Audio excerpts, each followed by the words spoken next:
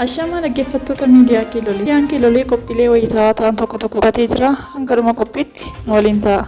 Yaa'iin ministeerota Itoophiyaa fi Afrikaa Kibbaa magaalaa Finfinneetti taa'amaa jira. Yaa'ii kana irratti hirmaachaa kan jiran ministeera ittaanaa fi ministeera dhimma alaa Obbo Dammaqaa Mokonnon Itoophiyaa fi Afrikaan Kibbaa biyyoota walitti dhufeenya seena qabeessa qabanidha jedhan. Itoophiyaan walitti dhufeenya gama hundaan jiru cimsuuf hojjettu eeraniiru. Rakkoon Afrikaanotaan akka furamu agarsiisuu keessatti gahee Afrikaan Kibbaa walii galtee mootummaa Itoophiyaa fi TPLF gidduutti taasifameef galateeffataniiru. Ministeerri walitti dhufeenya aadaa fi walta'iinsa Afrikaa Kibbaa Naaleen Faandoo Itoophiyaan biyya dhugaa afaan Afrikaanizimiiti jedhan. Kutannoon Itoophiyaa rakkoo Afrikaanotaan furuu irratti agarsiifate kan dinqisiifatamu ta'uu eeru. Walta'iinsa naannawaa fi Afrikaa cimsuun karaa guddina waloo Afrikaattis jira. Biyyoonni saamicha qabeenya uumamaa Afrikaa irra jiru kan jedhan Naaleendin waliin taanee qabeenya qabnu misoomsuun guddina waloo uummata keenyaa dhugoomsuu qabnas jedhaniiru. Itoophiyaa fi Afrikaan Kibbaa walitti dhufeenya dinagdee, barnoota, teekinooloojii fi lammiilee cimaa akka qabanis dubbatameera.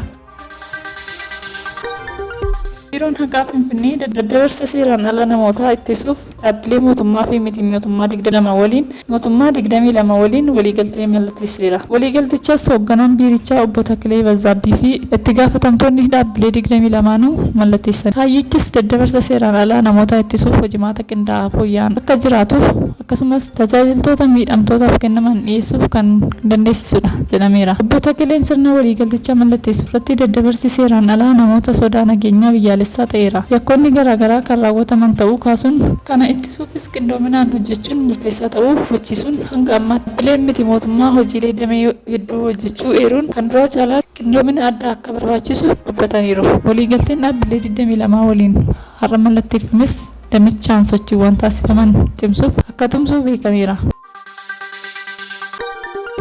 Vladimir Putin yaadni nagaa dureewwan Afrikaa dhiyaate dhaabbachuu waraana Raashiyaa fi Yukireeniif bu'uura ta'uu akka malu dubbata. Pirezidaantiin Raashiyaa Vladimir Putin yaadni nagaa dureewwan Afrikaan dhiyaate dhaabbachuu waraana Raashiyaa Yukireeniif bu'uura ta'uu akka malu dubbataniiru. Rooyitersiin wabeeffachuun Aljeeziraan akka gabaasetti karoora nagaa dureewwan Afrikaa dhiyeessan guutummaatti ifoomsuu baatanis walitti bu'iinsa qabbeessuuf tarkaanfiiwwan walitti fufiinsa kan akeekedha jedhan.